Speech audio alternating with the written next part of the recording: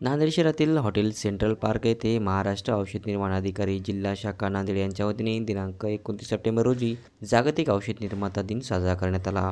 या कार्यक्रमाच्या अध्यक्षस्थानी महेश झगडे यांची उपस्थिती होती। तसेच प्रमुख पाहुणे म्हणून डॉक्टर पेकमवार, नरहरी डाके, अविनाश देशमुख यांची प्रमुख उपस्थिती होती। प्रथमतः दीप प्रज्वलन करून या कार्यक्रमाची सुरुवात करण्यात आली। त्यानंतर व्यासपीठावरील मान्यवरांचा सत्कार करण्यात आला। तसेच यावेळी सेवानिवृत्त कर्मचारी व 30 वर्ष अविरत सेवा पूर्ण केलेले औषध निर्माण अधिकारी यांचा मान्यवरांच्या हस्ते सत्कार करण्यात आला। तसेच यावेळी व्यासपीठावरील मान्यवरांनी मनोगत व्यक्त केले।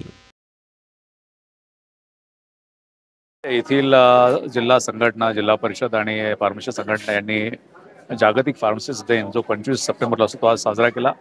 अतिशय उत्साहामध्ये आणि सर्व फार्मसिस्टच्या उपस्थितीमध्ये साजरा झाला आणि ते जे काम करत आहेत रुग्णांच्या जीवितासाठी त्या कामाची जाणीव लोकांना व्हावी या दृष्टीने आहे।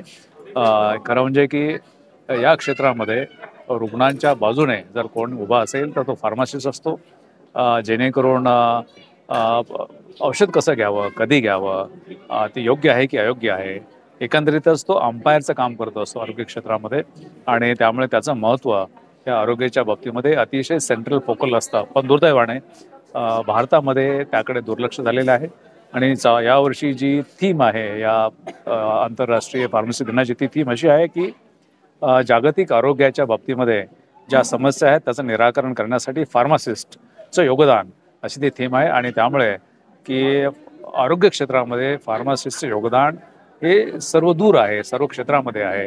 फार्माकोव्हिजिलन्सपासून ते काउन्सिलिंगपासून रिसर्च अँड डेव्हलपमेंट अशा सगळ्या क्षेत्रामध्ये आहे।